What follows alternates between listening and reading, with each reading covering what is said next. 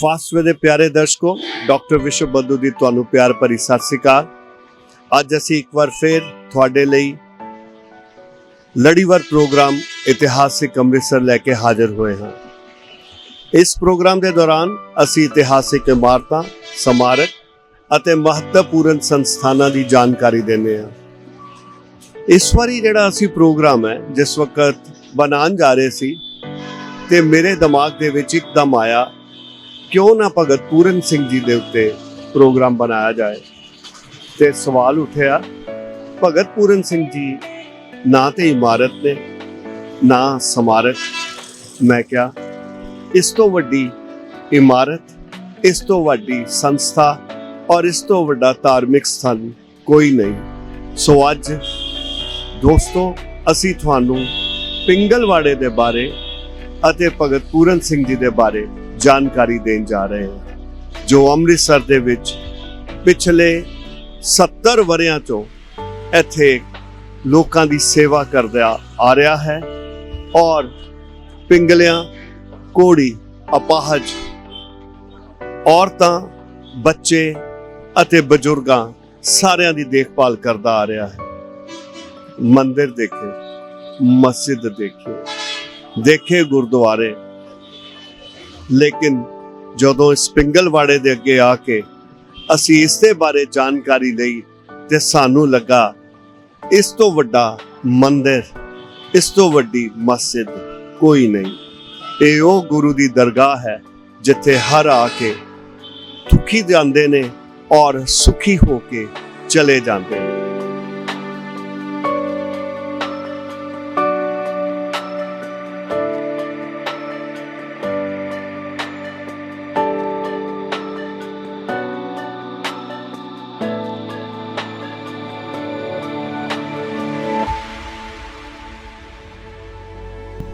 ਅੱਜ ਅਸੀਂ ਤੁਹਾਨੂੰ ਭਗਤ ਪੂਰਨ ਸਿੰਘ ਜੀ ਦੇ ਜੀਵਨ ਬਾਰੇ ਦੱਸਣ ਜਾ ਰਹੇ ਹਾਂ।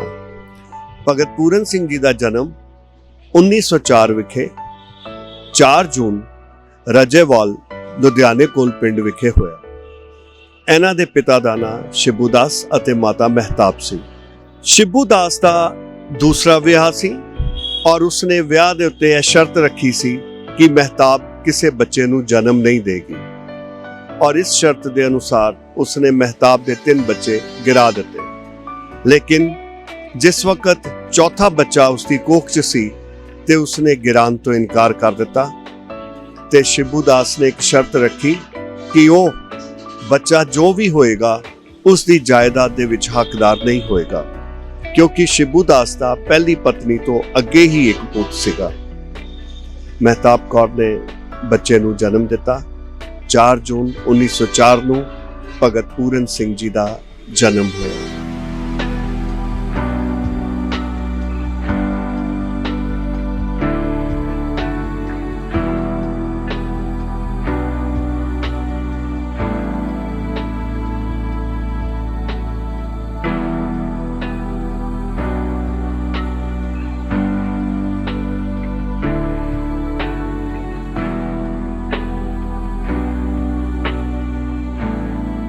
जन्म के बाद माता पिता ने इसका पूरा ख्याल किया। माँ ने खास तौर पर उसनूं रामायण, महाभारत अते गीता का ज्ञान दिता, मंदिरां च लैके जांदी और हर तरह की धार्मिक सिक्ख्या देने की कोशिश करती। माँ ने ही उसनूं दान देना और एक बारी जिस वेले भगत सिंह 7-8 वरियां दे सन, सड़क ते दौड़ रहे सन ते उन्हां दा पैर नूं ठेडा लगा ते डिग पे, उन्हां नूं सट लगी ते माँ ने सट नूं ਹੱਥ ਫੇਰਦੇ ਹੋਏ ਕਿਹਾ, ਰਾਮਦਾਸ ਜੀ, ਜੋ ਕਿ ਉਸਦਾ ਮੁੱਢਲਾ ਨਾਂ ਸੀ। ਰਾਮਦਾਸ, ਖਿਆਲ ਰੱਖਣਾ, ਇਹ ਅੱਜ ਰੋੜਾ ਤੇਰੇ ਪੈਰਾਂ ਨੂੰ ਲੱਗਾ, ਕੱਲ ਕਿਸੇ ਰਾਹਗੀਰ ਨੂੰ ਲੱਗ ਸਕਦਾ ਹੈ। ਜਦੋਂ ਵੀ ਕੋਈ ਸੜਕ ਤੇ ਰੋੜਾ ਜਾਂ ਕੋਈ ਕਿੱਲ ਜਾਂ ਕੋਈ ਇਹੋ ਜਿਹੀ ਚੀਜ਼ ਦੇਖੇ ਤੇ ਉਹਨੂੰ ਚੁੱਕ ਕੇ ਇੱਕ ਪਾਸੇ ਕਰ ਦੇ, ਤਾਂ ਕਿ ਆਉਣ ਵਾਲਾ ਜਿਹੜਾ ਰਾਹਗੀਰ ਹੈ ਉਹ ਸੁੱਖ ਨਾਲ ਜਾ ਸਕੇ। ਭਗਤ ਪੂਰਨ ਸਿੰਘ ਜੀ ਨੇ ਇਹ ਗੱਲਾਂ ਆਪਣੇ ਦਿਲ ਵਿੱਚ ਬਿਠਾ ਲਈਆਂ। ਸਮਾਂ ਬੀਤਿਆ। ਮਾਂ ਦੀ ਖੁਆਇਸ਼ ਸੀ ਮੇਰਾ ਪੁੱਤ ਪੜ੍ਹੇ ਔਰ ਨੌਕਰੀ ਕਰੇ। ਉਸਨੇ ਇਸ ਨੂੰ ਖੰਨਾ ਸਕੂਲ ਦੇ ਵਿੱਚ ਦਾਖਲ ਕੀਤਾ। ਮੁੱਢਲੀ ਸਿੱਖਿਆ ਪ੍ਰਾਪਤ ਕਰਨ ਦੇ ਬਾਅਦ ਉਸਨੇ ਇੱਛਾ ਜ਼ਾਹਰ ਕੀਤੀ ਕਿ ਉਹ ਇਸ ਨੂੰ ਲਾਹੌਰ ਦੇ ਵਿੱਚ ਸਕੂਲ 'ਚ ਪੜ੍ਹਾਉਣਾ ਚਾਹੁੰਦੀ ਹੈ। ਪਿਓ ਨੇ ਆਨਾਕਾਨੀ ਕੀਤੀ ਤੇ ਮਾਂ ਨੇ ਘਰ ਛੱਡ ਦਿੱਤਾ ਔਰ ਆਪਣੇ ਪੁੱਤ ਨੂੰ ਲੈ ਕੇ ਲਾਹੌਰ ਆ ਗਈ। ਉੱਥੇ ਇਸ ਨੂੰ ਸਕੂਲ 'ਚ ਦਾਖਲ ਕਰਾਇਆ। ਉਸ ਦੀ ਤਮੰਨਾ ਸੀ ਕਿ 10ਵੀਂ ਪਾਸ ਕਰ ਲਏ ਔਰ ਇਸ ਦੇ ਬਾਅਦ ਇਸ ਨੂੰ ਨੌਕਰੀ ਮਿਲ ਜਾਏਗੀ। ਔਰ ਆਪ ਇੱਕ ਡਾਕਟਰ ਦੇ ਘਰ, ਕਹਿੰਦੇ ਨੇ ਮੌਂਟਗੋਮਰੀ ਦੇ ਕੋਲ, ਉਹਨੇ ਨੌਕਰੀ ਕੀਤੀ। ਬਾਅਦ 'ਚ ਲਾਹੌਰ ਆ ਗਈ ਔਰ ਲੋਕਾਂ ਦੇ ਘਰ ਭਾਂਡੇ ਮਾਂਜਣ ਲੱਗ ਪਈ। ਹੋਸਟਲ ਦੇ ਵਿੱਚ ਭਗਤ ਪੂਰਨ ਸਿੰਘ ਜੀ ਨੇ ਸਿੱਖਿਆ ਗ੍ਰਹਿਣ ਕੀਤੀ। ਰਾਮਦਾਸ ਦਾ ਨਾਂ ਭਗਤ ਪੂਰਨ ਸਿੰਘ ਕਿਵੇਂ ਪਿਆ, ਇਹ ਵੀ ਇੱਕ ਆਪਣੇ ਆਪ 'ਚ ਇੱਕ ਕਹਾਣੀ ਹੈ। ਰਾਮਦਾਸ 10ਵੀਂ ਦੇ ਵਿੱਚ ਫੇਲ ਹੋ ਗਿਆ। ਬੜਾ ਉਦਾਸ ਸੀ। ਮਾਂ ਦੇ ਕੋਲ ਬੈਠਾ ਸੀ। ਮਾਂ ਨੇ ਕਿਹਾ, ਕੋਈ ਗੱਲ ਨਹੀਂ, ਇਹ ਕਿਹੜਾ ਕੁੰਭ ਦਾ ਮੇਲਾ ਹੈ ਜਿਹੜਾ ਬਾਰ-ਬਾਰ ਨਹੀਂ ਆਣਾ, ਇਹ ਫਿਰ ਆ ਜਾਏਗਾ, ਅਗਲੇ ਸਾਲ ਫਿਰ ਪੇਪਰ ਦੇ ਲਈ ਪਾਸ ਹੋ ਜਾਏਗਾ। ਲੇਕਿਨ ਭਗਤ ਜੀ ਨੇ ਕਿਹਾ ਕਿ ਮੇਰਾ ਹੁਣ ਪੜ੍ਹਾਈ ਨੂੰ ਦਿਲ ਨਹੀਂ ਕਰਦਾ, ਮੇਰਾ ਦਿਲ ਸੇਵਾ ਨੂੰ ਕਰਦਾ। ਉੱਥੇ ਹੀ ਇੱਕ ਗੁਰੂਦੁਆਰਾ ਸੀ, ਡੇਰਾ ਬਾਬਾ, ਲਾਹੌਰ ਦੇ ਕੋਲ, ਔਰ ਭਗਤ ਜੀ ਉੱਥੇ ਸੇਵਾ ਕਰਨ ਲੱਗ ਪਏ।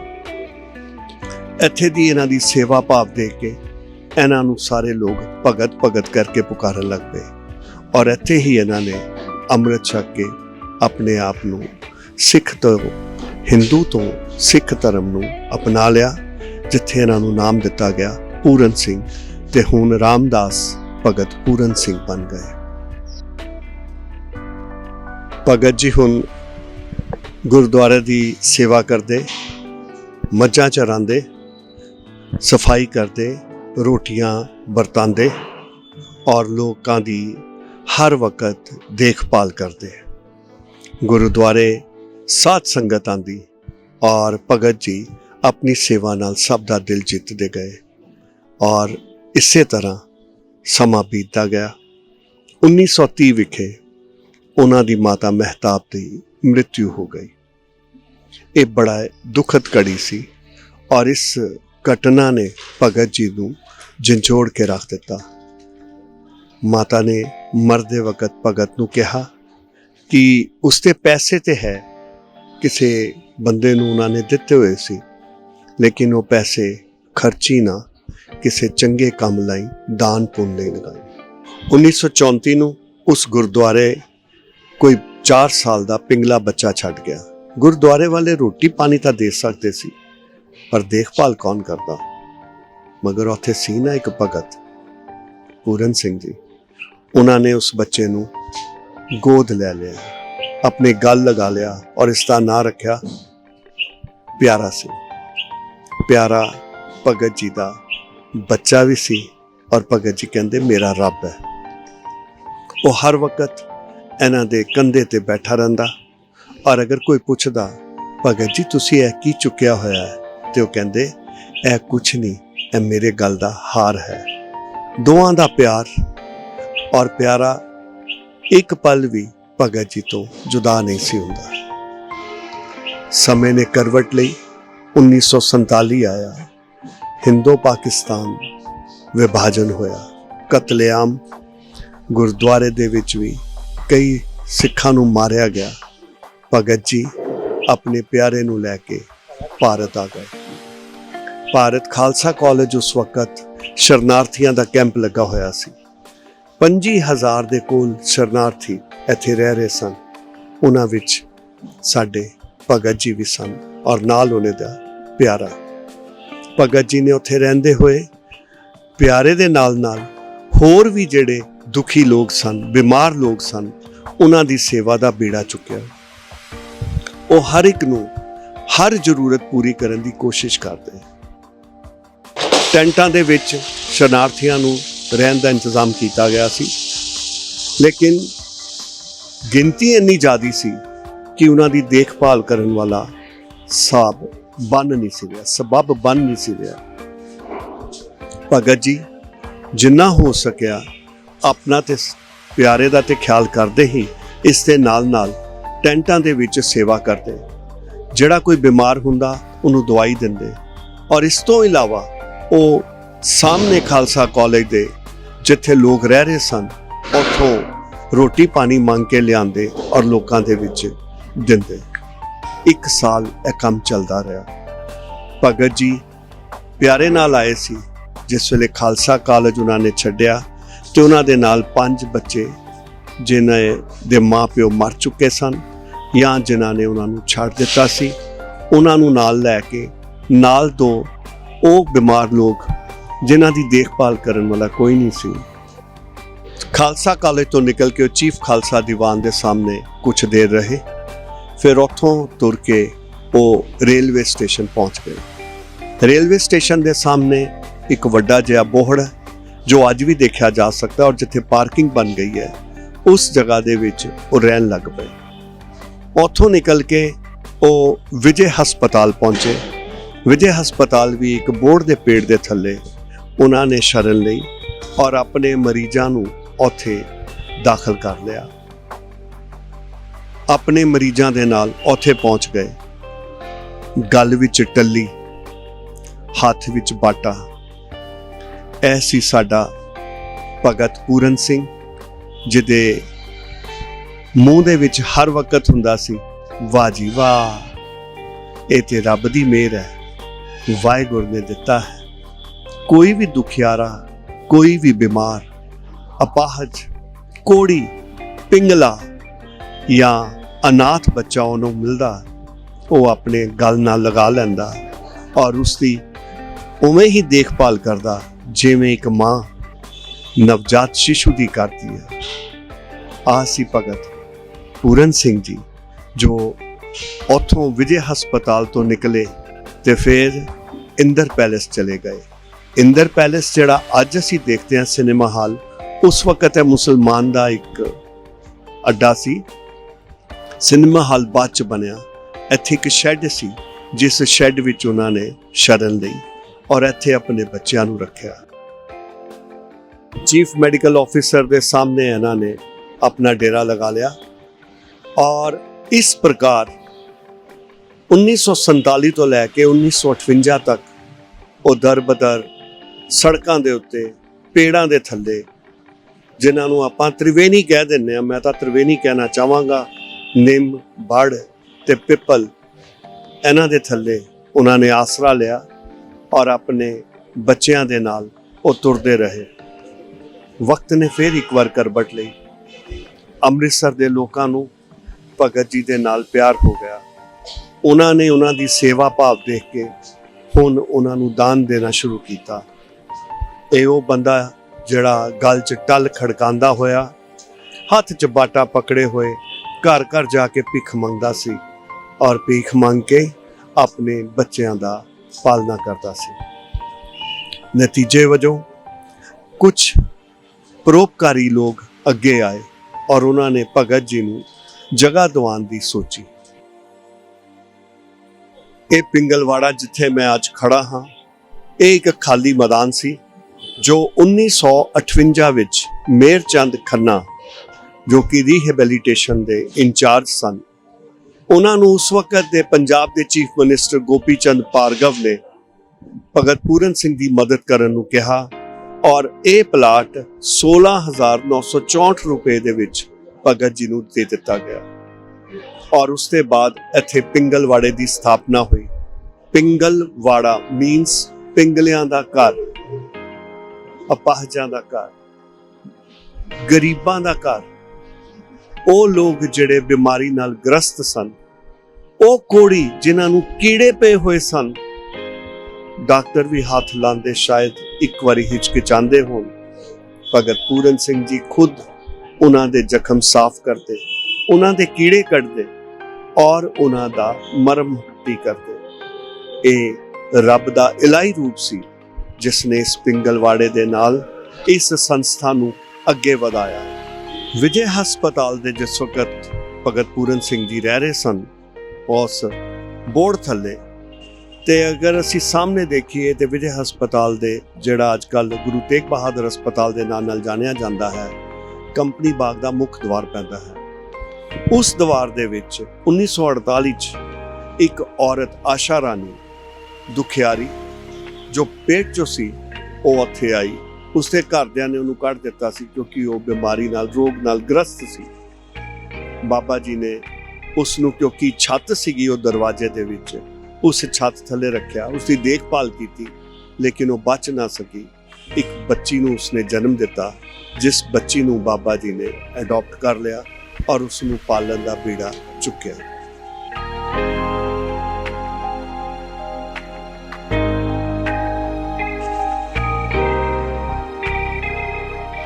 ਅਸੀਂ ਇਸ ਵਕਤ ਪਿੰਗਲਵਾੜੇ ਵਿੱਚ ਭਗਤ ਪੂਰਨ ਸਿੰਘ ਜੀ ਦੀ ਯਾਦਗਾਰ ਵਿੱਚ ਬਣਾਏ ਗਏ ਅਜਾਇਬ ਘਰ ਦੇ ਅੱਗੇ ਖੜੇ ਹਾਂ।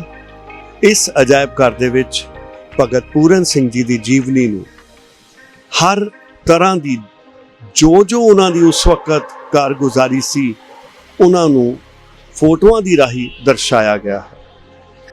ਭਗਤ ਪੂਰਨ ਜੀ ਨੇ ਸਭ ਤੋਂ ਪਹਿਲੇ 4 ਪਹੀਆਂ ਵਾਲੀ ਰਿਕਸ਼ਾ ਬਣਾਈ ਸੀ, ਜੋ ਕਿ ਉਹਨਾਂ ਦੀ ਐਂਬੂਲੈਂਸ ਸੀ।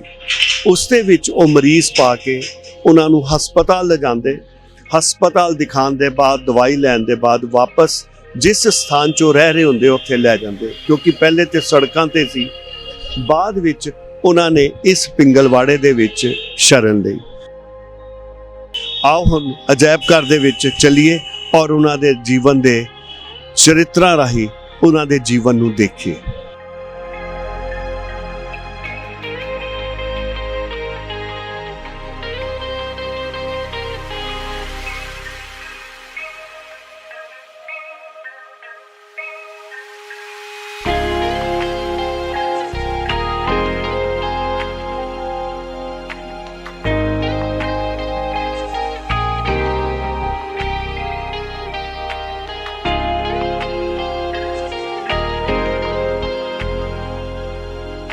ਭਗਤ ਪੂਰਨ ਸਿੰਘ ਜੀ ਨੇ ਬਹੁਤ ਸਾਰੀ ਕਿਤਾਬਾਂ ਲਿਖੀਆਂ ਜਿਹੜੀਆਂ ਪਰਿਆਵਰਣ ਦੇ ਨਾਲ ਜੁੜੀਆਂ ਸਨ।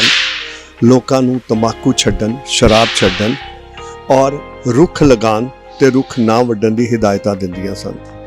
ਇਹ ਕਿਤਾਬਾਂ ਉਹ ਆਪਣੀ ਹੀ ਪ੍ਰੈਸ ਦੇ ਵਿੱਚ ਛਾਪਦੇ, ਇੰਗਲਿਸ਼, ਹਿੰਦੀ, ਪੰਜਾਬੀ ਦੇ ਵਿੱਚ, ਔਰ ਲੋਕਾਂ ਨੂੰ ਫ੍ਰੀ ਦੇ ਵਿੱਚ ਵੰਡੀਆਂ ਜਾਂਦੀਆਂ ਤਾਂ ਕਿ ਲੋਕ ਪੜ੍ਹਨ ਔਰ ਇਹਨਾਂ ਤੇ ਅਮਲ ਕਰਨ। ਉਹ ਆਪ ਵੀ ਜਿੱਥੇ ਤੱਕ ਹੋ ਸਕੇ ਗੱਡੀ ਰਾਹੀਂ ਜਾਣਾ ਨਹੀਂ ਚਾਹੁੰਦੇ ਸਨ ਔਰ ਪੈਦਲ ਚੱਲਣਾ ਚੰਗਾ ਸਮਝਦੇ ਸਨ। ਇੱਕ ਤਾਂ ਕਹਿੰਦੇ ਸੀ ਸਿਹਤ ਲਈ ਚੰਗਾ, ਔਰ ਦੂਸਰਾ ਪਰਿਆਵਰਨ ਨੂੰ ਬਚਾਇਆ ਜਾ ਸਕਦਾ ਅਗਰ ਅਸੀਂ ਇਹ ਪ੍ਰਦੂਸ਼ਣ ਨਾ ਫੈਲਾਈਏ। 1980 ਦੇ ਬਾਅਦ ਬਾਬਾ ਜੀ ਦੀ ਥੋੜੀ ਤਬੀਅਤ ਖਰਾਬ ਹੋ ਗਈ ਔਰ ਉਹਨਾਂ ਨੇ ਮਹਿਸੂਸ ਕੀਤਾ ਕਿ ਹੁਣ ਇਸ ਸੰਸਥਾ ਨੂੰ ਚਲਾਉਣ ਲਈ ਕਿਸੇ ਜ਼ਿੰਮੇਦਾਰ ਵਿਅਕਤੀ ਦੀ ਬੜੀ ਜ਼ਰੂਰਤ ਹੈ। ਔਰ ਚਾਂਸ ਦੀ ਗੱਲ ਹੈ, ਉਹਨਾਂ ਦੀ ਮੁਲਾਕਾਤ ਮੈਡਮ ਡਾਕਟਰ ਇੰਦਰਜੀਤ ਦੇ ਨਾਲ ਹੋਈ, ਜੋ ਸੰਗਰੂਰ ਤੋਂ ਸਨ। ਉਹਨਾਂ ਨੇ ਪਟਿਆਲਾ ਵਿਖੇ ਯੂਨੀਵਰਸਿਟੀ ਵਿੱਚੋਂ MBBS ਦੀ ਸਿੱਖਿਆ ਹਾਸਲ ਕੀਤੀ ਸੀ। ਉਹਨਾਂ ਨੇ PCMS ਦੇ ਵਿੱਚ ਸਰਵਿਸ ਕੀਤੀ, ਲੇਕਿਨ ਥੋੜੀ ਦੇਰ ਬਾਅਦ ਇਹ ਸਰਵਿਸ ਛੱਡ ਦਿੱਤੀ ਕਿਉਂਕਿ ਉਹਨਾਂ ਦਾ ਰੁਝਾਨ ਲੋਕ ਦੀ ਸੇਵਾ ਕਰਨ ਵੱਲ ਸੀਗਾ। ਉਹਨਾਂ ਨੇ ਆਪਣੇ ਉੱਥੇ ਹੀ ਸੰਗਰੂਰ ਦੇ ਵਿਖੇ ਲੋਕਾਂ ਦੀ ਸੇਵਾ ਦੇ ਲਈ ਫ੍ਰੀ ਹਸਪਤਾਲ ਔਰ ਹਰ ਪ੍ਰਕਾਰ ਦੀ ਕੋਸ਼ਿਸ਼ ਕਰਦੇ ਸਨ ਲੋਕਾਂ ਦੀ ਮਦਦ ਕਰਨ ਦੇ ਲਈ। 1981 ਦੇ ਵਿੱਚ ਭਗਤ ਜੀ ਦੀ ਸੇਵਾਵਾਂ ਨੂੰ ਦੇਖਦੇ ਹੋਏ ਭਾਰਤ ਸਰਕਾਰ ਨੇ ਇਹਨਾਂ ਨੂੰ ਪਦਮ ਸ਼੍ਰੀ ਦੇ ਖਿਤਾਬ ਨਾਲ ਨਵਾਜ਼ਿਆ। ਇਹ ਬੜਾ ਵੱਡਾ ਮੌਕਾ ਸੀ ਔਰ ਬੜੀ ਵੱਡੀ ਪਦਵੀ ਸੀ ਕਿਉਂਕਿ ਭਗਤ ਜੀ ਦੀ ਸੇਵਾਵਾਂ ਨੂੰ ਸਰਕਾਰ ਨੇ ਸਵੀਕਾਰ ਕੀਤਾ ਸੀ। 1984 ਵਿੱਚ ਜਦੋਂ ਬਲੂ ਸਟਾਰ ਆਪਰੇਸ਼ਨ ਹੋਇਆ ਤੇ ਭਗਤ ਜੀ ਦਾ ਦਿਲ ਪਸੀਜ ਗਿਆ ਔਰ ਉਹਨਾਂ ਨੇ ਪਦਮ ਸ਼੍ਰੀ ਵਾਪਿਸ ਕਰ ਦਿੱਤਾ।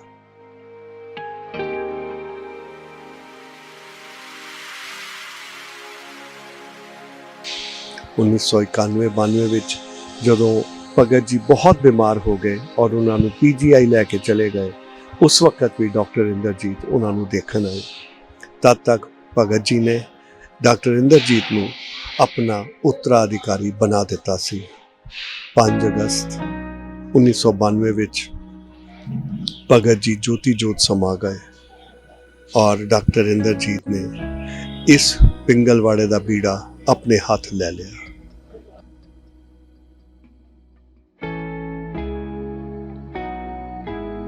ਭਗਤ ਪੂਰਨ ਸਿੰਘ ਜੀ ਨੇ ਡਾਕਟਰ ਇੰਦਰਜੀਤ ਦੇ ਵਿੱਚ ਉਹ ਸੰਕਲਪ, ਉਹ ਸੇਵਾ ਭਾਵ ਅਤੇ ਉਹ ਨਿਸ਼ਚੈ, ਦ੍ਰਿੜ ਨਿਸ਼ਚੈ ਦੇਖਿਆ, ਜਿਸ ਕਾਰਨ ਉਹਨਾਂ ਨੇ ਆਪਣਾ ਪਹਿਲੇ ਹੀ ਮਨ ਬਣਾ ਲਿਆ ਸੀ ਉਸ ਨੂੰ ਆਪਣਾ ਉੱਤਰਾਧਿਕਾਰੀ ਬਣਾਉਣ ਦਾ।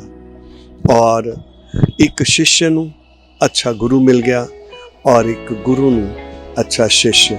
ਔਰ ਇਸ ਤਰ੍ਹਾਂ ਅੱਜ ਡਾਕਟਰ ਇੰਦਰਜੀਤ ਦੀ, ਜਿਸ ਨੂੰ ਅੱਜ ਬੀਬੀ ਇੰਦਰਜੀਤ ਵੀ ਕਿਹਾ ਜਾਂਦਾ ਹੈ, ਉਹਨਾਂ ਦੀ ਬਦੌਲਤ ਇਹ ਪਿੰਗਲਵਾੜਾ ਇੱਕ 3.5 ਏਕੜ ਦੀ ਥਾਂ ਤੋਂ ਵੱਧ ਕੇ ਅੱਜ 30.5 ਏਕੜ ਦੇ ਵਿੱਚ ਫੈਲ ਗਿਆ ਹੈ ਔਰ ਇਸ ਦੀ ਕਈ ਸ਼ਾਖਾਵਾਂ ਖੋਲ੍ਹ ਦਿੱਤੀਆਂ ਗਈਆਂ ਨੇ। ਉਹ ਕੰਮ ਜਿਹੜੇ ਭਗਤ ਜੀ ਉਸ ਵਕਤ ਨਾ ਕਰ ਸਕੇ, ਡਾਕਟਰ ਇੰਦਰਜੀਤ ਨੇ ਅੱਗੇ ਵਧਾਏ ਨੇ। ਮੇਰੇ ਨਾਲ ਨੇ ਕਰਨਲ ਦਰਸ਼ਨ ਸਿੰਘ ਬਾਵਾ ਜੀ, ਜੋ ਪ੍ਰਸ਼ਾਸਨ ਪਿੰਗਲਵਾੜਾ ਨੇ। ਆਓ ਇਹਨਾਂ ਦੇ ਕੋਲੋਂ ਇਸ ਪਿੰਗਲਵਾੜੇ ਦੇ ਬਾਰੇ ਜਾਣਕਾਰੀ ਲਈਏ। ਕਰਨਲ ਸਾਹਿਬ, ਤੁਹਾਡਾ ਫਾਸਟਵੇ ਵਿੱਚ ਬਹੁਤ-ਬਹੁਤ ਸਵਾਗਤ ਹੈ। ਸਾਨੂੰ ਇਸ ਪਿੰਗਲਵਾੜੇ ਦੇ ਬਾਰੇ ਥੋੜੀ ਜਾਣਕਾਰੀ ਦਿਓ। ਮੇਰੇ ਵਾਸਤੇ ਬਹੁਤ ਖੁਸ਼ੀ ਦਾ ਮੌਕਾ ਹੈ ਕਿ ਮੈਂ ਤੁਹਾਨੂੰ ਅੱਜ ਪਿੰਗਲਵਾੜੇ ਦੇ ਬਾਰੇ ਜੋ ਥੋੜੀ ਬਹੁਤ ਜਾਣਕਾਰੀ ਹੈ ਉਹ ਦੇਣਾ ਫਖਰ ਮਹਿਸੂਸ ਕਰਦਾ। ਪਿੰਗਲਵਾੜਾ ਭਗਤ ਪੂਰਨ ਸਿੰਘ ਜੀ ਨੇ ਸਥਾਪਿਤ ਕੀਤਾ ਸੀ। ਉਹਨਾਂ ਨੇ ਇਹ ਸੇਵਾ ਜਿਹੜੀ ਹੈ 1947 ਤੋਂ ਪਹਿਲਾਂ ਲਾਹੌਰ ਤੋਂ ਸ਼ੁਰੂ ਕੀਤੀ ਸੀ, ਜਦੋਂ ਪਿਆਰਾ ਇੱਕ ਛੋਟਾ ਜਿਹਾ ਬੱਚਾ ਉਹਨਾਂ ਦੇ ਹਵਾਲੇ ਕੀਤਾ ਗਿਆ। ਉਹ ਇੱਕ ਬੱਚਾ ਐਸਾ ਸੀ ਜਿਹਦੀ ਕੋਈ ਵੀ ਦੇਖਭਾਲ ਕਰਨ ਵਾਸਤੇ ਤਿਆਰ ਨਹੀਂ ਸੀ। ਭਗਤ ਜੀ ਨੇ ਉਹਨੂੰ ਆਪਣੇ ਗਲੇ ਨਾਲ ਲਗਾਇਆ ਔਰ 1934 ਤੋਂ ਲੈ ਕੇ 47 ਤੱਕ, ਜਦੋਂ ਦੇਸ਼ ਦੀ ਆਜ਼ਾਦੀ ਆਈ, ਤਦ ਤੱਕ ਉਹਨਾਂ ਦੇ ਕੋਲ ਰਿਹਾ ਔਰ ਉਸ ਤੋਂ ਬਾਅਦ ਉਹਨੂੰ ਆਪਣੇ ਮੋਢਿਆਂ 'ਤੇ ਚੁੱਕ ਕੇ ਉਹ Amritsar refugee camp Khalsa college ਦੇ ਵਿੱਚ ਲੈ ਕੇ ਆਏ। ਉਸ ਜਗ੍ਹਾ ਤੋਂ ਬਾਅਦ ਪਿੰਗਲਵਾੜੇ ਦਾ ਪ੍ਰਸਾਰ ਹੌਲੀ ਹੌਲੀ ਹੁੰਦਾ ਗਿਆ। ਭਗਤ ਜੀ ਨੇ ਖਾਲਸਾ ਕਾਲਜ ਤੋਂ ਬਾਅਦ ਸੜਕਾਂ ਦੇ ਉੱਤੇ, ਰੇਲਵੇ ਸਟੇਸ਼ਨ ਦੇ ਉੱਤੇ ਪੁਰਾਣਾ ਵਿਜੇ ਹਸਪੀਟਲ, ਜਿਹੜਾ ਗੁਰੂ ਤੇਗ ਬਹਾਦਰ ਹਸਪਤਾਲ ਦੇ ਨਾਂ 'ਤੇ ਮਸ਼ਹੂਰ ਹੈ, ਉਸ ਜਗ੍ਹਾ 'ਤੇ ਇੰਦਰ ਪੈਲੇਸ ਦੇ ਬਾਹਰ ਪੁਰਾਣਾ ਜਿਹੜਾ ਸਿਵਲ ਸਰਜਨ ਦਾ ਦਫ਼ਤਰ ਹੈ ਉਸ ਦੇ ਅਹਾਤੇ ਦੇ ਵਿੱਚ, ਔਰ ਫਿਰ ਪਿਆਰਾ ਸਿੰਘ ਵਾਰਡ, ਜਿਹੜਾ ਪੁਰਾਣਾ IDH ਹਸਪਤਾਲ ਹੁੰਦਾ ਸੀ ਤਪਦਿਕ ਦਾ, ਉੱਥੇ ਆਪਣਾ ਕੈਂਪ ਸਥਾਪਿਤ ਕੀਤਾ। ਸ਼ੁਰੂਆਤੀ ਦਿਨਾਂ ਦੇ ਵਿੱਚ ਭਗਤ ਜੀ ਦੇ ਕੋਲ ਨਾ ਤਾਂ ਕੋਈ ਸੇਵਾਦਾਰ ਸੀ, ਨਾ ਹੀ ਕੋਈ ਪੈਸਾ ਸੀ, ਤੇ ਨਾ ਹੀ ਮਰੀਜ਼ਾਂ ਦੀ ਦੇਖਭਾਲ ਕਰਨ ਵਾਸਤੇ ਕੋਈ ਹੋਰ ਸਾਧਨ ਸਨ। ਹੌਲੀ ਹੌਲੀ ਭਗਤ ਜੀ ਦਾ ਇਹ ਪ੍ਰਸਾਰ ਵੱਧਦਾ ਗਿਆ, ਲੋਕ ਸ਼ਾਮਲ ਹੁੰਦੇ ਗਏ, ਸੇਵਾਦਾਰ ਵੀ ਆਉਂਦੇ ਗਏ ਔਰ ਉਹਨਾਂ ਨੂੰ ਜਿਹੜੀ ਇਹ ਦਾਨੀ ਸੱਜਣਾਂ ਨੇ ਮਦਦ ਦੇਣੀ ਸ਼ੁਰੂ ਕੀਤੀ। ਸ਼ੁਰੂ ਦੇ ਵਿੱਚ ਭਗਤ ਜੀ ਦੇ ਨਾਲ ਸਿਰਫ 4 ਮਰੀਜ਼ ਸੀ, 4 ਤੋਂ 40 ਤੋਂ ਅੱਜ 1747 ਦੇ ਕਰੀਬ ਮਰੀਜ਼ ਪਿੰਗਲਵਾੜੇ ਦੀਆਂ ਅਲੱਗ-ਅਲੱਗ ਬ੍ਰਾਂਚਾਂ ਵਿੱਚ ਨੇ। ਸਰ, ਸਾਨੂੰ ਇਹ ਦੱਸੋ ਕਿ ਇਸ ਜਗ੍ਹਾ ਦੇ ਵਿੱਚ, ਜਿਹੜਾ ਇਸ ਵੇਲੇ ਬੱਸ ਸਟੈਂਡ ਦੇ ਸਾਹਮਣੇ ਓਰੀਜਨਲ ਪਿੰਗਲਵਾੜਾ ਹੈ, ਇੱਥੇ ਤੁਹਾਡੇ ਕਿਹੜੇ-ਕਿਹੜੇ ਵਾਰਡ ਨੇ ਔਰ ਕਿਹੜੇ-ਕਿਹੜੇ ਮਰੀਜ਼ ਨੇ ਔਰ ਕਿੰਨੇ ਮਰੀਜ਼ ਨੇ? ਮੇਨ ਬ੍ਰਾਂਚ ਦਾ ਪਿੰਗਲਵਾੜਾ ਭਗਤ ਜੀ ਨੇ 1947 ਜਦੋਂ ਸੁਸਾਇਟੀ ਬਣੀ ਉਸ ਤੋਂ ਬਾਅਦ ਹੌਲੀ ਹੌਲੀ ਸਥਾਪਿਤ ਕਰਨਾ ਸ਼ੁਰੂ ਕੀਤਾ। ਇਸ ਜਗ੍ਹਾ ਦੇ ਵਿੱਚ 3 ਵਾਰਡ ਨੇ, ਪਿਆਰਾ ਸਿੰਘ ਬੱਚਾ ਵਾਰਡ, ਮਾਤਾ ਮਹਿਤਾਬਕਰ ਵਾਰਡ ਔਰ ਪਿਆਰਾ ਸਿੰਘ ਵਾਰਡ, ਜਿੱਥੇ ਤਕਰੀਬਨ 400 ਦੇ ਕਰੀਬ ਮਰੀਜ਼ ਇਸ ਵੇਲੇ ਲਾਭ ਉਠਾ ਰਹੇ ਨੇ। ਸਾਰੇ ਮਰੀਜ਼ ਕਿਸ ਪ੍ਰਕਾਰ ਦੇ ਨੇ? ਇਹ ਮਰੀਜ਼ ਸਾਰੇ ਹੀ ਲਵਾਰਿਸ ਨੇ। ਪਿੰਗਲਵਾੜੇ ਦਾ ਇੱਕ ਬੇਸਿਕ ਅਸੂਲ ਹੈ ਕਿ ਇੱਥੇ ਅਸੀਂ ਸਿਰਫ ਲਵਾਰਿਸ ਮਰੀਜ਼ਾਂ ਨੂੰ ਐਡਮਿਟ ਕਰਦੇ ਹਾਂ। ਇਹ ਮਰੀਜ਼ ਜਿਹੜੇ ਨੇ ਅੰਗਹੀਨ, ਮੈਂਟਲੀ ਚੈਲੰਜ, ਛੋਟੇ ਬੱਚੇ, ਔਰਤਾਂ ਔਰ ਮਰਦ, ਓਲਡ ਏਜ ਜਿਹੜੇ ਨੇ ਉਹ ਇਸ ਦੇ ਵਿੱਚ ਸ਼ਾਮਲ ਨੇ।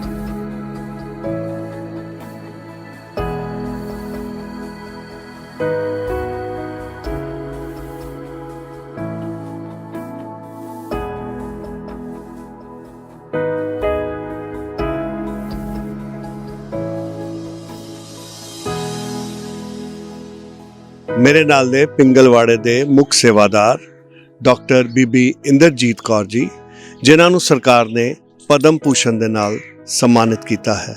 ਆਓ ਇਹਨਾਂ ਕੋਲ ਜਾਣੀਏ ਇਸ ਪਿੰਗਲਵਾੜੇ ਦਾ ਇਤਿਹਾਸ। ਡਾਕਟਰ ਮੈਮ, ਤੁਹਾਡਾ ਫਾਸਟਵੇ ਵਿੱਚ ਬਹੁਤ-ਬਹੁਤ ਸਵਾਗਤ ਹੈ। ਅੱਜ ਸਾਨੂੰ ਔਰ ਸਾਡੇ ਦਰਸ਼ਕਾਂ ਨੂੰ ਇਸ ਦੇ ਬਾਰੇ, ਪਿੰਗਲਵਾੜੇ ਬਾਰੇ ਜਾਣਕਾਰੀ ਦਿਓ। ਵਾਹਿਗੁਰੂ ਜੀ ਕਾ ਖਾਲਸਾ, ਵਾਹਿਗੁਰੂ ਜੀ ਕੀ ਫਤਿਹ। ਮੈਨੂੰ ਬੜੀ ਖੁਸ਼ੀ ਹੈ ਕਿ ਮੈਂ ਇਸ ਆਪਣੀ ਸੰਸਥਾ ਬਾਰੇ ਲੋਕਾਂ ਨੂੰ ਜਾਣਕਾਰੀ ਦਿਆਂ। ਵੈਸੇ ਤਾਂ ਬਹੁਤ ਸਾਰੇ ਲੋਕਾਂ ਨੂੰ ਪਤਾ ਵੀ ਹੈ ਅਤੇ ਬਹੁਤ ਸਾਰੀਆਂ ਜਿਹੜੀਆਂ ਗਤੀਵਿਧੀਆਂ ਨੇ ਉਹ ਨਹੀਂ ਵੀ ਪਤਾ ਕਿ ਇੱਥੇ ਅੰਦਰ ਪਿੰਗਲਵਾੜੇ 'ਚ ਕੀ ਹੋ ਰਿਹਾ। ਨਾਮ ਤਾਂ ਸਭ ਜਾਣਦੇ ਨੇ, ਪਰ ਅੰਦਰਲੀਆਂ ਗਤੀਵਿਧੀਆਂ ਬਾਰੇ ਬਹੁਤਾ ਨਹੀਂ ਜਾਣਦੇ ਹੈਗੇ।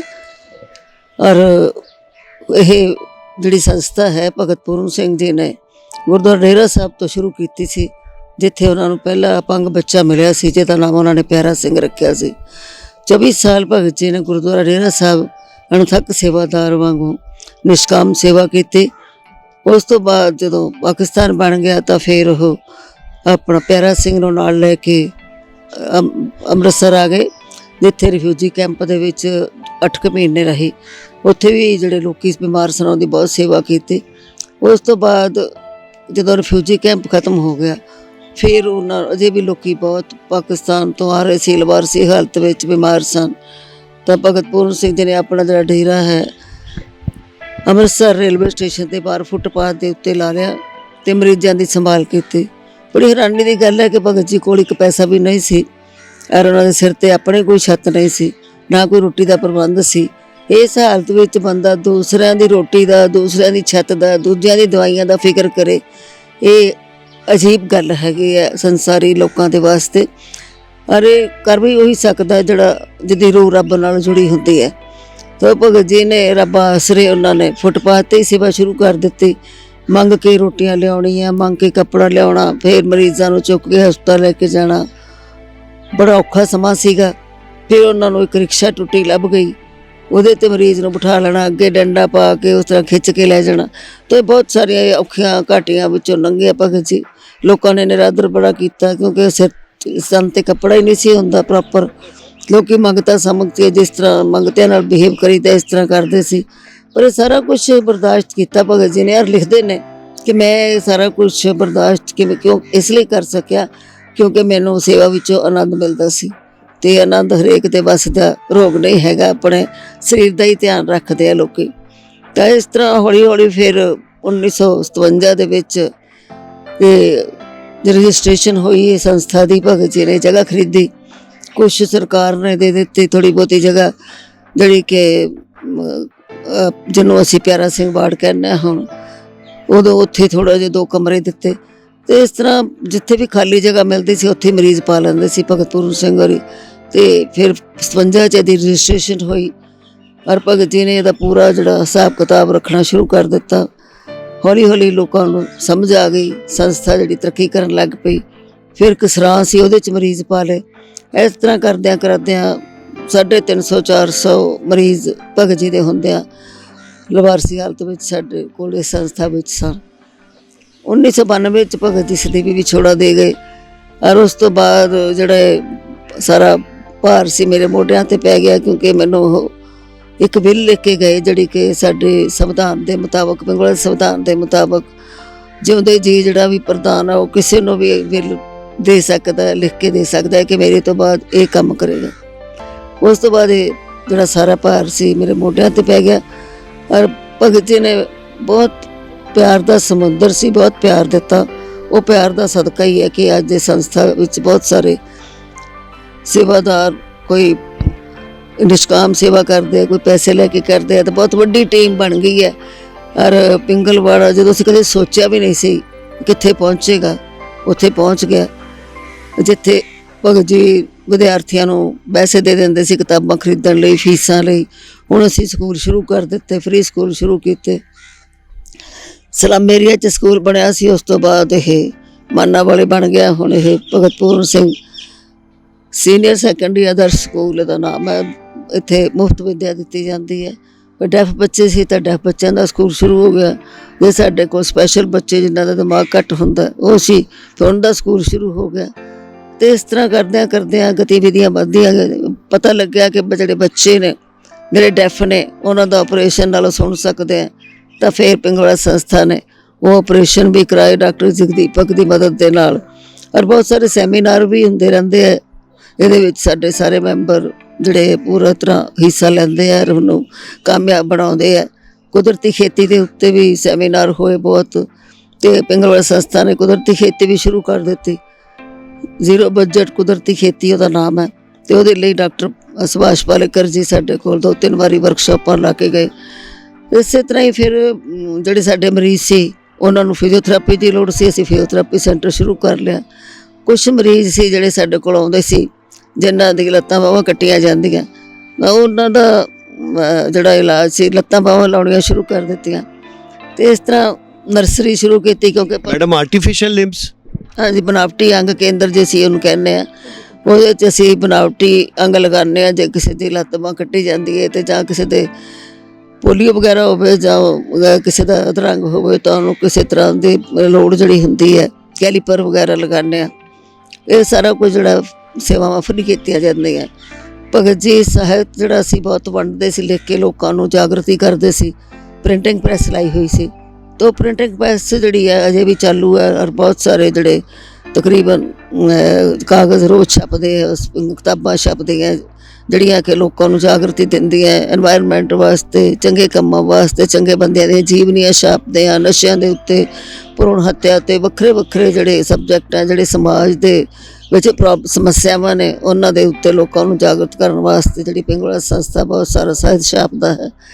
ਅਤੇ ਇਸੇ ਤਰ੍ਹਾਂ ਹੀ ਜਿਹੜੀ ਸਾਡੀ ਜ਼ੀਰੋ ਬਜਟ ਕੁਦਰਤੀ ਖੇਤੀ ਹੈ ਉਹ ਵੀ ਕਰਦੇ ਹਾਂ।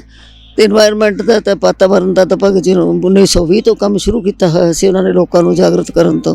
ਅਤੇ ਫਿਰ ਅਸੀਂ ਨਰਸਰੀ ਸ਼ੁਰੂ ਕਰ ਦਿੱਤੀ। ਪਹਿਲਾਂ ਅਸੀਂ ਇੱਧਰੋਂ ਉੱਧਰੋਂ ਪੌਦੇ ਲੈ ਕੇ ਆਉਂਦੇ ਸੀਗੇ ਅਤੇ ਕਈ ਥਾਵਾਂ 'ਤੇ ਲਾਉਂਦੇ ਸੀ ਜਾਂ ਮੁਫਤ ਵੰਡਦੇ ਸੀ, ਪਰ ਉਹ ਫਿਰ ਨਹੀਂ ਸੀ ਕੰਮ ਚੱਲਦਾ। ਸਾਨੂੰ ਕਦੇ ਪਠਾਨਕੋਟ ਤੋਂ ਲਿਆਉਣੇ ਪੈਂਦੇ, ਕਦੇ ਗੁਰਦਾਸਪੁਰ ਤੋਂ। ਫਿਰ ਅਸੀਂ ਆਪਣੀ ਨਰਸਰੀ ਸ਼ੁਰੂ ਕਰ ਦਿੱਤੀ।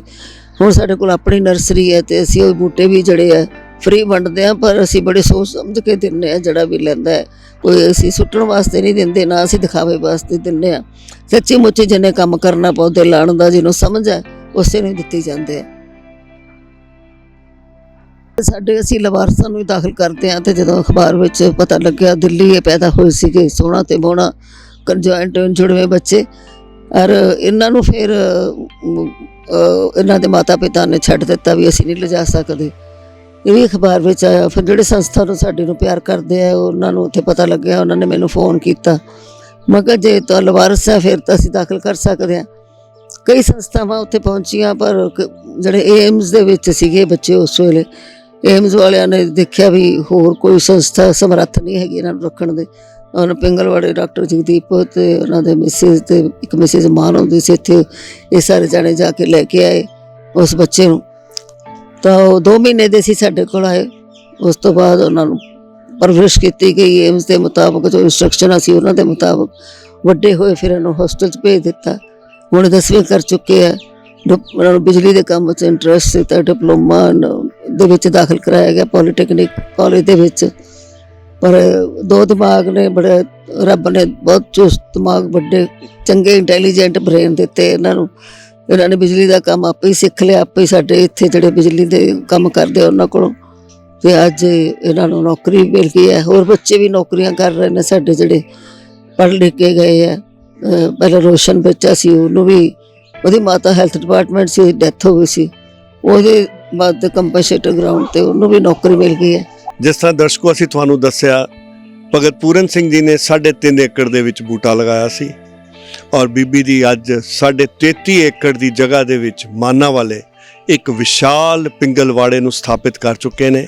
ਇੱਥੇ ਆ ਕੇ ਆਉਣ ਲੱਗਦਾ ਜਿਸ ਤਰ੍ਹਾਂ ਅਸੀਂ ਕਿਸੇ ਫੋਰਨ ਕੰਟਰੀ 'ਚ ਆ ਗਏ ਹਾਂ। ਇੰਨੀ ਸਫਾਈ, ਐਸੀ ਰੱਖ ਰਖਾ, ਔਰ ਮੈਂ ਤੁਹਾਨੂੰ ਲੈ ਕੇ ਜਾਵਾਂਗਾ ਇਹਨਾਂ ਦੇ ਸਾਰੇ ਵੱਖਰੇ ਵੱਖਰੇ ਸੈਂਟਰ, ਜਿਸ ਤਰ੍ਹਾਂ ਡੈਫ ਸੈਂਟਰ ਹੈ, ਸਪਾਸਟਿਕ ਸੈਂਟਰ ਹੈ, ਮੈਂਟਲ ਰਿਟਾਰਡਡ ਸੈਂਟਰ ਹੈ, ਲੜਕੀਆਂ ਦਾ ਵੱਖਰਾ, ਲੜਕਿਆਂ ਦਾ ਵੱਖਰਾ, ਹੋਰ ਤੇ ਹੋਰ ਗਾਵਾਂ ਰੱਖੀਆਂ ਹੋਈਆਂ ਨੇ। ਪਸ਼ੂਸ਼ਾਲਾ ਹੈ ਜਿਸ ਦਾ ਮੂਤਰ ਜਿਹੜਾ ਗਊ ਮੂਤਰ ਹੈ ਜਾਂ ਪਸ਼ੂ ਮੂਤਰ ਹੈ ਉਸ ਨੂੰ ਇਕੱਠਾ ਕਰਕੇ ਛਿੜਕਾਓ ਦੇ ਲਈ ਬਠਿੰਡਾ, ਸੰਗਰੂਰ ਵੱਖ-ਵੱਖ ਸਥਾਨਾਂ ਦੇ ਵਿੱਚ ਭੇਜਿਆ ਜਾਂਦਾ ਹੈ ਤਾਂ ਕਿ ਕੁਦਰਤੀ ਤੌਰ 'ਤੇ ਕ੍ਰਿਸ਼ੀ ਨੂੰ ਵਾਧਾ ਦਿੱਤਾ ਜਾਏ। ਇਹ ਸਬ ਸੈਂਟਰਸ ਔਰ ਸਭ ਤੋਂ ਵੱਡਾ ਪ੍ਰੌੜ ਜਿਹੜੇ ਬਜ਼ੁਰਗ ਨੇ ਜਿਨ੍ਹਾਂ ਨੂੰ ਘਰੋਂ ਕੱਢ ਦਿੱਤਾ ਜਾਂਦਾ ਹੈ, ਉਹਨਾਂ ਨੂੰ ਇੱਥੇ ਫ੍ਰੀ ਰੱਖਿਆ ਜਾਂਦਾ ਹੈ। ਇਹ ਸਬ ਸੈਂਟਰਸ ਮੈਡਮ ਤੁਹਾਡੇ ਅੰਡਰ ਚੱਲ ਰਹੇ ਨੇ। ਇਹ ਬੜੀ ਵੱਡੀ ਇੱਕ ਉਪਲਬਧੀ ਹੈ। ਇਸ ਦੇ ਬਾਰੇ ਜਿੰਨੀ ਤਾਰੀਫ ਕੀਤੀ ਜਾਏ ਉਨੀ ਘੱਟ।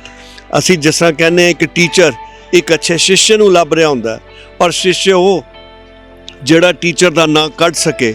ਇਸੇ ਤਰ੍ਹਾਂ ਵਿਵੇਕਾਨੰਦ ਨੇ ਪਰਮਹੰਸ ਦਾ ਨਾਂ ਕੱਢਿਆ ਔਰ ਅੱਜ ਅਗਰ ਪੂਰਨ ਸਿੰਘ ਜੀ, ਭਗਤ ਪੂਰਨ ਸਿੰਘ ਜੀ ਅਗਰ ਜਾਣੇ ਜਾ ਰਹੇ ਨੇ, ਪਹਿਚਾਣੇ ਜਾ ਰਹੇ ਨੇ, ਜੋ ਨੋ ਡਾਊਟ ਉਹਨਾਂ ਦੇ ਆਪਣੇ ਕੰਮ ਸਨ, ਲੇਕਿਨ ਬੀਬੀ ਜੀ ਤੁਹਾਡਾ ਵੀ ਬੜਾ ਇਹਦੇ ਵਿੱਚ ਯੋਗਦਾਨ ਹੈ। ਤੁਹਾਡਾ ਹੋਰ ਕੀ ਤੁਸੀਂ ਅੱਗੇ ਕਰਨ ਜਾ ਰਹੇ ਹੋ? ਜੀ ਸਾਡੇ ਫਿਲਮ ਬਣਾਈ ਹੈ ਭਗਤ ਜੀ ਦੇ ਉੱਤੇ, ਮਿਊਜ਼ੀਅਮ ਬਣਾਇਆ, ਬਹੁਤ ਸਾਰੇ ਪਿੱਛੋਂ ਉਹਨਾਂ ਦੀਆਂ ਯਾਦਾਂ ਜਿਹੜੀਆਂ ਸਾਂਭ ਕੇ ਰੱਖੀਆਂ। ਔਰ ਬੜੇ ਉਹਨਾਂ ਦਾ ਦੂਰਅੰਦੇਸ਼ ਬਹੁਤ ਸੀਗੇ। ਉਹਨਾਂ ਨੇ ਇੱਕੋ ਹੀ ਫੋਟੋਗ੍ਰਾਫਰ ਕੋਲੋਂ ਜ਼ਿਆਦਾ ਫੋਟੋਆਂ ਖਿਚਵਾਈਆਂ ਤੇ ਖਿਚਵਾਈਆਂ ਹੀ ਬਲੈਕ ਐਂਡ ਵਾਈਟ, ਕਿਉਂਕਿ ਰੰਗਦਾਰ ਫੋਟੋਆਂ ਬਹੁਤ ਜਲਦੀ ਉਹਨਾਂ ਨੂੰ ਉਦੋਂ ਹੀ ਪਤਾ ਸੀ ਕਿ ਰੰਗਦਾਰ ਖਰਾਬ ਹੋ ਜਾਂਦੀਆਂ ਨੇ। ਤਾਂ ਇੱਕ ਸਨੂਕੜੀ 'ਚ ਉਹਨਾਂ ਦੇ ਜਾਣ ਤੋਂ ਬਾਅਦ ਸਾਨੂੰ ਛੋਟੀਆਂ ਫੋਟੋਆਂ ਮਿਲੀਆਂ ਵਾਰਡ ਦੇ ਵਿੱਚੋਂ। ਉੱਥੇ ਉਹਨਾਂ ਪਹਿਲਾਂ ਫੋਟੋਆਂ ਦੇ ਉੱਤੇ ਨਾਮ ਲਿਖਿਆ ਹੁੰਦਾ ਸੀ ਸਟੂਡੀਓ ਦਾ, ਪਹਿਲਾਂ ਰਿਵਾਜ ਹੀ ਹੁੰਦਾ ਸੀਗਾ। ਅਤੇ ਉੱਥੋਂ ਅਸੀਂ ਉਹ ਜਿਹੜਾ ਫੋਟੋਗ੍ਰਾਫਰ ਸੀ ਉਹਨੂੰ ਮਿਲੇ। ਉਹਦੇ ਕੋਲ ਸਾਰੇ ਨੈਗੇਟਿਵ ਸੀ, ਉਦੋਂ ਨੈਗੇਟਿਵ ਹੀ ਬਣਦੇ ਸੀ ਪਹਿਲਾਂ। ਤਾਂ ਫਿਰ ਅਸੀਂ ਮਿਊਜ਼ੀਅਮ ਤਿਆਰ ਕੀਤਾ, ਕਿਉਂਕਿ ਜਿਸ ਤਰ੍ਹਾਂ ਭਗਤ ਜੀ ਇੱਕ ਫਕੀਰ ਵਾਂਗੂ ਜ਼ਿੰਦਗੀ ਜੀ ਅਤੇ ਇੱਕ ਬਹੁਤ ਵੱਡੇ ਵਿਦਵਾਨ ਵੀ ਸੀਗੇ। ਇੱਕ ਪਾਸੇ ਫਕੀਰੀ ਅਤੇ ਇੱਕ ਪਾਸੇ ਵਿਦਵਾਨ ਅਤੇ ਇੱਕ ਪਾਸੇ ਰੱਬ ਦੇ ਨਾਲ ਪਿਆਰ।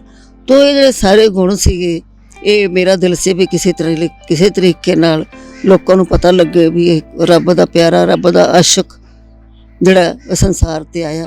ਬਹੁਤ ਘੱਟ ਲੋਕਾਂ ਨੇ ਪਛਾਣਿਆ, ਜਿਨ੍ਹਾਂ ਨੇ ਪਛਾਣਿਆ ਬਹੁਤ ਵਧੀਆ ਪਛਾਣਿਆ, ਪਰ ਬਹੁਤ ਘੱਟ ਲੋਕਾਂ ਨੇ ਪਛਾਣਿਆ। ਉਹਨਾਂ ਨੂੰ ਹੁੰਦਾ ਹੀ ਹੈ, ਉਧਰ ਗੁਰੂ ਨਾਨਕ ਦੇਵ ਜੀ ਨੂੰ ਵੀ ਬਹੁਤ ਘੱਟ ਲੋਕਾਂ ਨੇ ਉਹਨਾਂ ਦੇ ਹੁੰਦੇ ਹੋਏ ਪਛਾਣਿਆ ਸੀਗਾ। ਇਸ ਤਰ੍ਹਾਂ ਜਿੰਨੇ ਵੱਡੇ ਇਨਸਾਨ ਹੋਏ ਨੇ ਉਹਨਾਂ ਦੇ ਜਿੰਦੇ ਜੀ ਘੱਟ ਪਛਾਣਿਆ ਲੋਕਾਂ ਨੇ, ਬਾਅਦ ਵਿੱਚ ਉਹਨਾਂ ਦੇ ਗੁਣਾਂ ਦਾ ਪਤਾ ਲੱਗਿਆ। ਤਾਂ ਇਸੇ ਤਰ੍ਹਾਂ ਹੀ ਮੈਂ ਚਾਹੁੰਦੀ ਸੀ ਕਿ ਭਗਤ ਜੀ ਜਿਹੜੇ ਨੇ ਇੰਨੇ ਗੁਣ ਨੇ ਉਹ ਲੋਕਾਂ ਦੇ ਸਾਹਮਣੇ ਆਉਣ। ਡਾਕਟਰ ਸਾਹਿਬ, ਇੱਕ ਮੈਂ ਤੁਹਾਨੂੰ ਇੰਟਰਪਟ ਕਰ ਰਿਹਾ। ਭਗਤ ਜੀ ਦੇ ਕੋਲ ਤੁਸੀਂ ਆਂਦੇ ਤੇ ਸੀ, ਮਗਰ ਤੁਸੀਂ ਵੀ ਸ਼ਿਸ਼ਯ ਬਣਨ ਲਈ ਜਲਦੀ ਤਿਆਰ ਨਹੀਂ ਸੀ, ਜੋ ਮੈਂ ਤੁਹਾਡੀ ਜੀਵਨੀ ਤੋਂ ਪੜ੍ਹਿਆ। 2-3 ਵਾਰੀ ਉਹਨਾਂ ਨੇ ਤੁਹਾਨੂੰ ਅਪਰੋਚ ਕੀਤਾ, ਮਗਰ ਹਰ ਵਾਰੀ ਤੁਸੀਂ ਇਨਕਾਰ ਕੀਤਾ। ਨਹੀਂ, ਐਕਚੁਅਲੀ ਨਾ ਘਰ ਦਾ, ਸਾਡੇ ਪਰਿਵਾਰ ਦਾ ਵੀ ਜਿਹੜਾ ਸੀਗਾ, ਮੈਂ ਆਪਣੇ ਭੈਣ ਭਰਾਵਾਂ ਤੋਂ ਸਭ ਤੋਂ ਵੱਡੀ ਸੀਗੀ। ਪਾਪਾ ਮੇਰੇ 75 'ਚ ਚਲੇ ਗਏ ਸੀਗੇ ਸੰਸਾਰ 'ਚੋਂ, ਅਤੇ ਇਸ ਕਰਕੇ ਮੁਸ਼ਕਿਲ ਸੀਗਾ ਘਰ ਦਾ ਪ੍ਰਬੰਧ ਚਲਾਉਣਾ। ਅਤੇ ਮੇਰੇ 'ਤੇ ਪਾਪਾ ਜੀ ਤੋਂ ਬਾਅਦ ਮੇਰੇ 'ਤੇ ਸਾਰੀ ਜ਼ਿੰਮੇਵਾਰੀ ਸੀਗੀ ਘਰ ਦਾ ਪ੍ਰਬੰਧ ਚਲਾਉਣ ਲਈ। ਇਸ ਕਰਕੇ ਭਗਤ ਜੀ ਨੂੰ ਵੀ ਥੋੜ੍ਹਾ ਜਿਹਾ ਲੱਗਦਾ ਸੀਗਾ ਵੀ ਕਿਵੇਂ ਛੱਡ ਕੇ ਆਊਗੀ ਘਰ, ਮੁਸ਼ਕਿਲ ਹੈ। ਉਹਨਾਂ ਨੂੰ ਮਤਲਬ ਇੰਨਾ ਉਹਨਾਂ ਨੇ ਪਿਆਰ ਦਿੱਤਾ ਕਿ ਉਹਨਾਂ ਨੂੰ ਇਹ ਵੀ ਫਿਕਰ ਸੀਗਾ ਵੀ ਇਹਦੀ ਜਿਹੜੀ ਜ਼ਿੰਮੇਵਾਰੀ ਉਹ ਵੀ ਪੂਰੀ ਹੋਣੀ ਚਾਹੀਦੀ ਹੈ। ਅਤੇ ਇਸ ਕਰਕੇ ਹੌਸਪੀਟਲ ਪਾਪਾ ਜੀ ਦੀ ਯਾਦ 'ਚ ਬਣਾਇਆ ਸੀਗਾ, doctor Harbans Singh memorial hospital. ਉਹ ਵੀ ਮੇਰੀ ਬੜੀ ਇੱਛਾ ਸੀ ਕਿ ਮੇਰੇ ਪਾਪਾ ਵੀ ਬੜੇ ਦੇਵਤਾ ਟਾਈਪ ਇਨਸਾਨ ਸਨ, ਅਤੇ ਮੈਂ ਚਾਹੁੰਦੀ ਸੀ ਉਹਨਾਂ ਦੀ ਯਾਦ ਜਿਹੜੀ ਸਦੀਵੀ ਬਣੇ। ਪਰ ਮੈਨੂੰ ਉਹ ਛੱਡਣਾ ਪਿਆ ਫਿਰ ਅਖੀਰ ਦੇ ਵਿੱਚ, ਕਿਉਂਕਿ ਇੱਕ ਪਾਸੇ ਹੀ ਤੁਸੀਂ ਸਮਰਪਿਤ ਹੋ ਸਕਦੇ ਹੋ। ਜੇ ਭਗਤ ਜੀ ਨੇ ਤਾਂ ਮਤਲਬ ਜੇ ਮੈਨੂੰ ਸੇਵਾ ਲਿਖੀ ਦਿੱਤੀ ਮੇਰੇ ਨਾਮ 'ਤੇ ਤਾਂ ਫਿਰ ਕਰਨੀ ਪੈਣੀ ਸੀ। ਬਹੁਤ ਬਹੁਤ ਧੰਨਵਾਦ ਬੀਬੀ ਜੀ, ਬੜਾ ਅੱਛਾ ਲੱਗਾ ਤੁਹਾਡੇ ਨਾਲ ਮਿਲ ਕੇ। ਔਰ ਹੁਣ ਅਸੀਂ ਤੁਹਾਡੇ ਸਾਰੇ ਇਹ ਜਿਹੜੇ ਕੀਤੇ ਕੰਮ ਨੇ ਇਹਨਾਂ ਨੂੰ ਦੇਖਾਂਗੇ ਔਰ ਦਰਸ਼ਕਾਂ ਤੱਕ ਪਹੁੰਚਾਵਾਂਗੇ। ਇਹੀ ਫਾਸਟਵੇ ਦੀ ਕੋਸ਼ਿਸ਼ ਹੈ, ਕਿਉਂਕਿ ਅਸੀਂ ਇਤਿਹਾਸਿਕ ਸਮਾਰਕ, ਧਾਰਮਿਕ ਸਥਲ ਇਹਨਾਂ ਦੇ ਬਾਰੇ ਜਾਣਕਾਰੀ ਦਿੰਦੇ ਹਾਂ, ਲੇਕਿਨ ਭਗਤ ਪੂਰਨ ਸਿੰਘ ਜੀ ਆਪਣੇ ਆਪ ਦੇ ਵਿੱਚ ਇੱਕ ਬੜੀ ਵੱਡੀ ਧਾਰਮਿਕ ਸੰਸਥਾ ਨੇ ਜਿਨ੍ਹਾਂ ਨੇ ਲੋਕਾਂ ਦੇ ਉਦਾਰ ਦੇ ਲਈ ਕੰਮ ਕੀਤਾ, ਔਰ ਉਸੇ ਤਰ੍ਹਾਂ ਬੀਬੀ ਜੀ ਕਰ ਰਹੇ ਨੇ। ਅਸੀਂ ਧੰਨ ਹੋ ਗਏ ਤੁਹਾਨੂੰ ਮਿਲ ਕੇ, ਔਰ ਮੈਨੂੰ ਲੱਗਦਾ ਹੈ ਦਰਸ਼ਕ ਵੀ ਬਹੁਤ ਖੁਸ਼ ਹੋਣਗੇ। ਬੀਬੀ ਜੀ, ਬੱਚਿਆਂ ਦੇ ਲਈ ਇੱਕ ਛੋਟਾ ਜਿਹਾ ਸੰਦੇਸ਼ ਅੱਜ ਦੇ ਦਰਸ਼ਕਾਂ ਦੇ ਲਈ। ਅੱਜ ਜੋ ਮਤਲਬ ਬੱਚੇ ਜਿਹੜੇ ਨੇ ਉਹ ਕੈਰੀਅਰ ਵੀ ਉਹੀ ਜਿਹੜਾ ਪੈਸੇ ਕਮਾਉਣ ਵਾਲਾ ਕੈਰੀਅਰ ਹੋਵੇ, ਜਿਹੜਾ ਬੇਸ਼ੱਕ ਕਿਸੇ ਨੂੰ ਧੋਖਾ ਹੀ ਦੇਣਾ ਪਵੇ, ਪਰ ਸਾਡਾ ਕੈਰੀਅਰ ਦੀ ਐਡੀ ਜ਼ਿਆਦਾ ਉਹਨਾਂ ਦੇ ਦਿਮਾਗ ਵਿੱਚ ਵੜੀ ਹੋਈ ਹੈ ਗੱਲ ਕੈਰੀਅਰ ਦੀ, ਕਿ ਮਾਂ-ਬਾਪ ਦੀ ਸੇਵਾ ਕਰਨ ਨੂੰ ਕੈਰੀਅਰ ਨਹੀਂ ਸਮਝਦੇ ਹੈਗੇ। ਅਤੇ ਮਾਂ-ਬਾਪ ਵੀ ਜਿਹੜੇ ਨੇ ਇਹ ਸਿੱਖਿਆ ਨਹੀਂ ਦਿੰਦੇ ਹੈਗੇ ਕਿ ਚੰਗੇ ਇਨਸਾਨ ਬਣੋ।